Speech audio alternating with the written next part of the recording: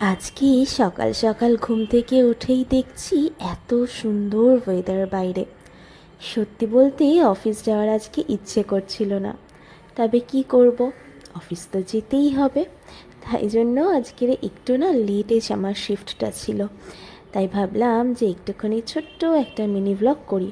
আসলে আমার অফিসের টাইমিংটা এমন সময়, আমি ওই সকালবেলা চলে যাই, বেরোতে বেরোতে রাত 8টা, 8:30, 9টা। তো আর কি বা শেয়ার করব, অফিসের মধ্যে তো ভিডিও করতে পারবো না। তাই জন্য আমি আমার সারা দিনের মিনি ব্লগ চাইলেও শেয়ার করতে পারি না। ওই একটি দিন মাত্র পাই, যে দিনটা ছুটি থাকে।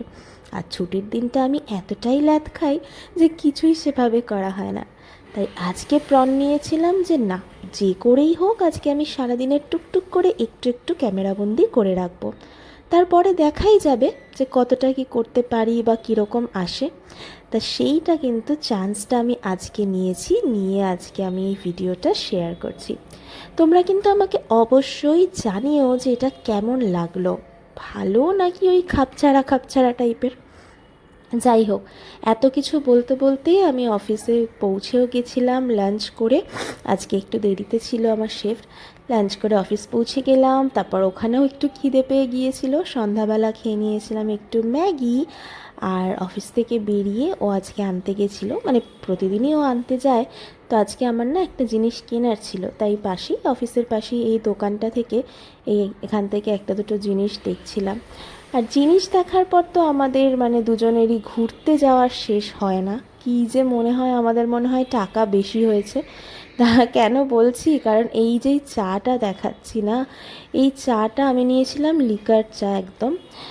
এই চাটার দাম নিয়েছিল 20 টাকা, চা নচিকেতা থেকে। আর বিশ্বাস করো, খেতে এমন কিচ্ছু ছিল না।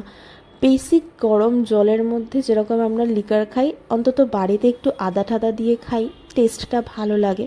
বাট ওখানে কিচ্ছু ভালো লাগছিল না, ওটার দামই 20 টাকা নিয়ে নিয়েছে।